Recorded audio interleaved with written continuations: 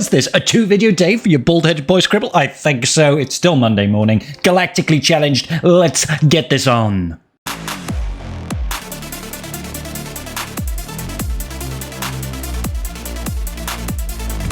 So give it up. My dead body.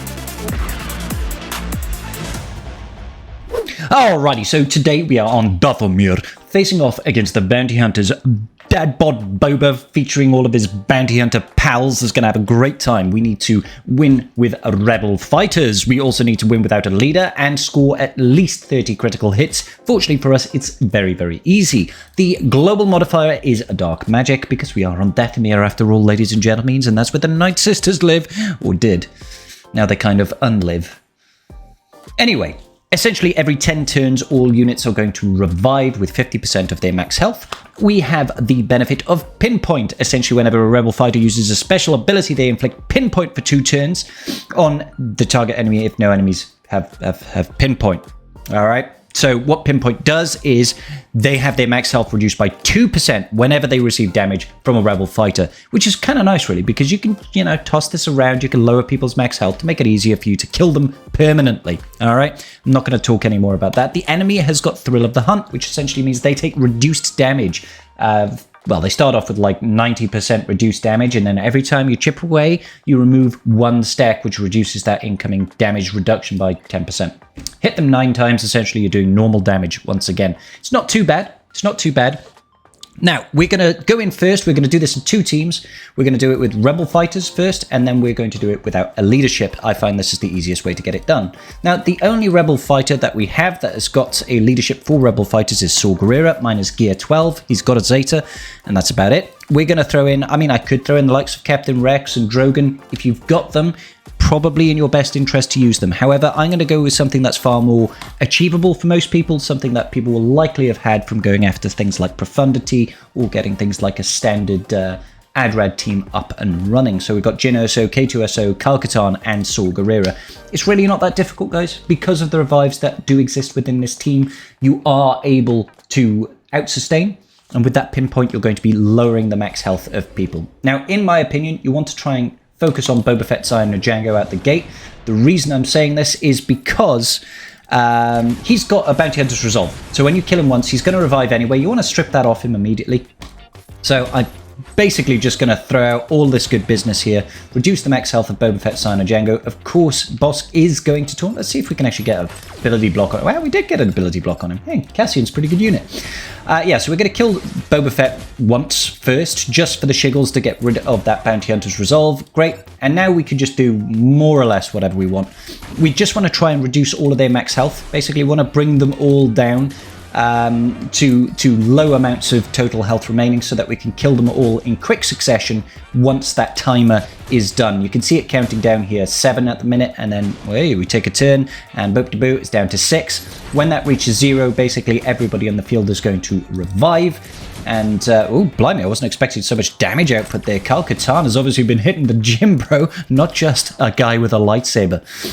So we're just gonna apparently kill it. Why are we doing so much damage? I'm so surprised. Kal-Katarn apparently is just shredding face all by his lonesome. Wow. We could probably put this on auto at this point and it will probably win all by itself. That was actually pretty cool. Pretty cool. Now Bosk might be a bit of an issue. He might be able to outlast us into the point where everybody revives. Let's find out. Can we kill him 2 more turns? 1 more turn? Oh, you fools, all of you. We nearly had it. We nearly had it for a minute there. But as you can see, guys, this one, it's not a particularly difficult galactic challenge. As long as you can sort of time the kill, you should be absolutely fine. So let's try to make sure that we get rid of stuff like that. And sure, let's strip it back. I don't want to kill anybody just yet because I want that timer to go right back up. Yeah, let's just basic to be safe. And now we want to hit them with all the AoEs in the world. Boop. I guess that does it. I guess that does it. Not a particularly hard challenge this time, guys. We've got quite a lot of damage output there. Again, if you've got Captain Rex, if you've got Drogon, they are probably better characters to use because they've got boatloads of damage output and they've got things like tenacity down on AoEs. So that should also get you the critical hits. It's not particularly difficult. Winning without a leader is also very, very easy.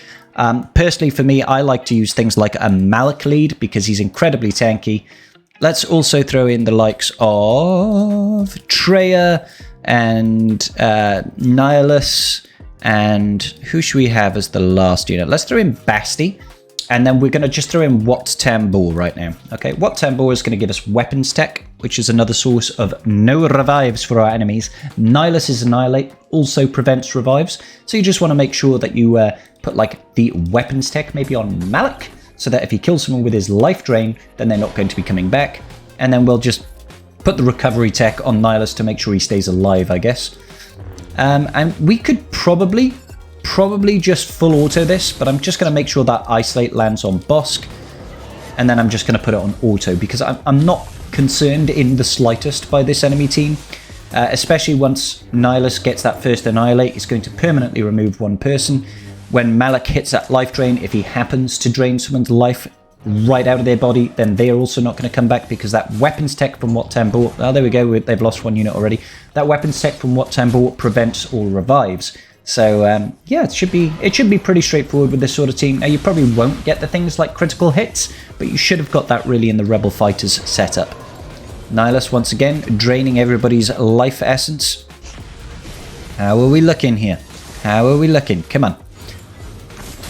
Well, Treya doing silly things like isolating on Dadbod Boba is not obviously ideal because now Bosk is free to taunt when he gets that opportunity.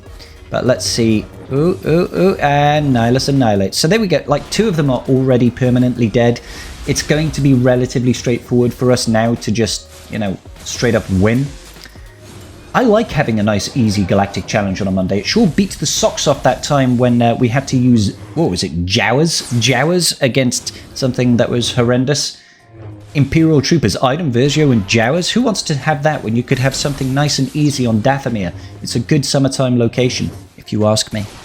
I know we're in winter, guys, but if you're down under, joining Heinze, then it might be nice and warm in Dathomir at this time. I don't know. There we go, a life drain from Malak there, killing off Bosk. He's not going to come back. Obviously, if you manually play this, it'll be even better. But I'm just showing you that you can no stress your way through this Galactic challenge without any issues. And that's going to give you no leadership. We've already done all of the other feats. Really flipping easy, and if that's not worth a like and a subscribe, guys, then I don't know what is. Make sure you check out my video over here where we go over the new Endor Speeder Bike raid. We can get max points damage, 2.7 million points of damage with just GL Leia solo. No RNG, guaranteed to make your guild leader smile.